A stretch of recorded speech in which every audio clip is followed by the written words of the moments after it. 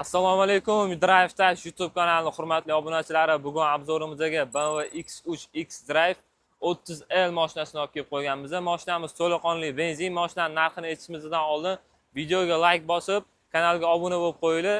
Shu va shu kabi Xitoy hamda boshqa brend markalarining obzorlari, narx-navolari haqida shu kanalda ko'rib o'tsanglar bo'ladi. Mashinamiz 2 litrli turbina motor, 258 ta ot kuchi bo'ladi, polniy prividda. Mashinamiz oldi ham, orqasi ham tortadi. Diskasiga tormoznoy sistemasi ventilyatsionni bo'ladi. 0 dan 100 gacha 606 sekundda harakatlanadi. Mashinani oldi tomonda 6 ta, orqa tomonda 6 ta elektronli sensor sezuvchi datchiklari bo'ladi.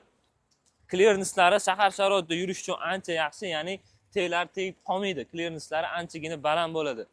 Xo'p, mashinani og'irligi salkam 2 tonna, M paketda 360 gradus kameralari bor. Bu xuddi shu ko'rinishdagi, ya'ni xuddi shu parametrdagi variantidan yana bitta bor. Unda narxi arzonroq bo'ladi, ya'ni unda 360 gradus kamerasi bo'lmaydi, sidena podograf bo'lmaydi. Undan tashqari u komplektatsiyasida head-up displeylari bo'lmaydi. Bu en full komplektatsiyasi. Yurganlarini, probeg 2500-3000 yurganlarini internetlarda taxminan 82.000-81.000 atrofida sotishyapti. Bu yurmagan best probeg primoy o'zingizlarning nomingizga chiqadigan varianti. Xo'p, buni oldi tomondagi baloni 255-45R20, orqa tomoni 285-40R20. Nimaga shunaqa ikki xil chiqazilingan? Agar biladiganlar bo'lsa, kommentariyada yozib olsanglar. Mashinaning razmeri 4865 mm. Eniga keladigan bo'lsak, mashinaning eni 1920 mm. Bo'yini uzunligi 1664 mm. Endi salonni ko'ramiz. Bu yerda mana slipoy zonamiz, beskulchoy do'stov.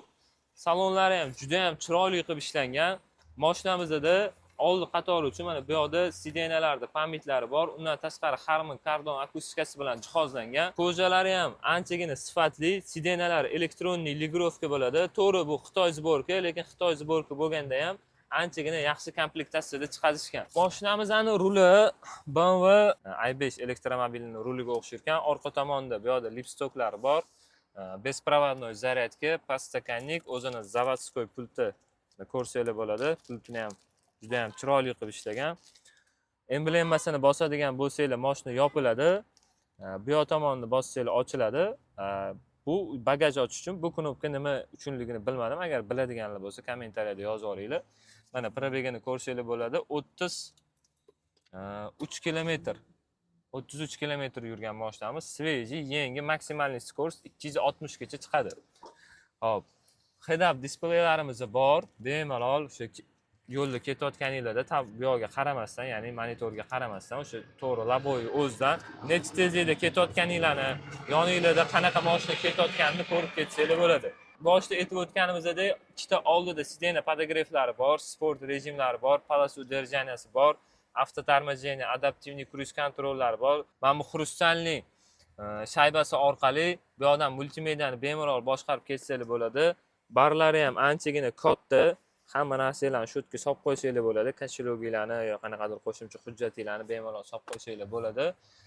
Bu yoq tomonda mana salon podsvetkalarini ko'rsanglar bo'ladi. O'zingizlarning настроениyalarga qarab salon podsvetkalarini o'zgartirib qo'ysanglar bo'ladi. Ranglarini ham ochroq, to'qroq qilib qo'ysanglar bo'ladi. Bundan tashqari mana bu sensorlar orqali klimat kontrolni o'zingizlar boshqarsanglar bo'ladi. Ya'ni o'sha sensorli panel orqali boshqariladi. O'zimizning mashinalarga o'xshagan jaydari mexanistik emas, sensorli qilib tashlab ketilgan. Multimedia priborlari anchagina katta. To'g'ri, bu Xitoy zborka, lekin Xitoy zborkada chiqayotgan boshqa Xitoy modellarida bu tablosi anchagina kichkina bo'ladi. Ko'p modellarda agar ko'rayotgan bo'lsanglar, tablosi kichkina bo'ladi. Bunda anchagina katta qilib ishlangan. Bu ham yaxshigina vid beradi. Даже mana bu yoq tomonlari ham kojinli mashinani, ya'ni ancha sifatli qilib ishlab chiqarishgan. Ya'ni kelib o'zingizlar ko'rsanglar, yana ham ishonchinglar komil bo'ladi.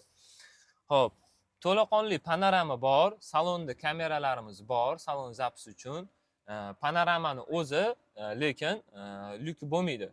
Ya'ni o'sha panoramasi ochilmaydi. Yaxshi tomoni shtorkasi bor. Hozirgi ko'p Xitoy zborka qilayotgan mashinalarda panoramani o'zi bordi, lekin shtorkasi bo'lmayapti. Uni alohida sotib olishyapti. Bunda tayyor o'zini shtorkalari bor. Ikkinchi qatorlari juda ham keng. Misol bo'yi 180 dan uzunroq odam o'tiradigan bo'lsa, bemalol o'tiradi. Tizzasi spinkaga tegib qolmaydi. Bu yoqda telefonni zaryadlash uchun USB portlari bor. Ikkinchi qatorda o'zini podlokonniklari bor. Bu yoqda ham bemalol qo'linglarni qo'yib ketsanglar bo'lar ekan, lekin bitta neto tomoni bu yoqda pastakannik qo'yish uchun joy ko'rmadim. Bu yoqga menimcha pastakannikka joy tashlab ketilsa, menimcha yaxshiroq bo'lardi. Bu yoqda klimat kontrol uchun pribor paneli qo'yilgan. Bitta neto tomoni bu mashinani mana bu pol qismi bo'rtib chiqqani juda ham noqulay. Mana bu o'rtada, endi bizda hech qachon orqada 2 kishi ketmaydi. O'zbekistonda постоянно 3 kishi ketadi. Shuni hisobiga men o'rtada o'tirgan odam qiynalib qoladi, tizzasi og'rib ketadi. Menimcha shuni tekis qilib chiqazganda yana ham yaxshiroq chiqqan bo'lardi deb o'ylayman. Mashinani orqa dizaynlarini ham ko'rsanglar bo'ladi. Anchagina chiroyli ishlagan. Elektroprivodda ochilib yopiladi. Bagajlari ham anchagina keng, taxminan 450 litr atrofida o'zini заводской bu yoqda shtorkalari bor. Bunga ustiga ham 3 kilogacha yuklaringlarni qo'ysanglar bo'ladi. Agar kerak bo'lmasa, olib tashlasanglar ham bo'ladi.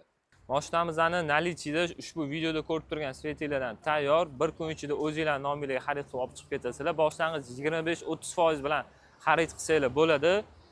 Agarda bank kerak emas, bank orqali olmayman, nasiya savdo qilib bera olasizlarmi desanglar, 12 oygacha nasiya savdo variantlarimiz ham bor. Boshlang'ich 50% to'laysizlar, qolgan 50% 12 oygacha nasiya savdoga xarid qilib olib chiqib ketsanglar bo'ladi. Kimga qiziq bo'layotgan bo'lsa, pastda nomerlar qoldiramiz. O'sha nomerlarga telefon qiladigan bo'lsanglar, biz sizlarga to'liqroq ma'lumot beramiz. Bizning adresimiz Yujniy vokzaldan keverishda o'ng qo'lda joylashgan Car Hunter avtosaloni. Garantiyalari 1 yil yoki 30 ming. Barchalarni avtosalonimizda kutib qolamiz.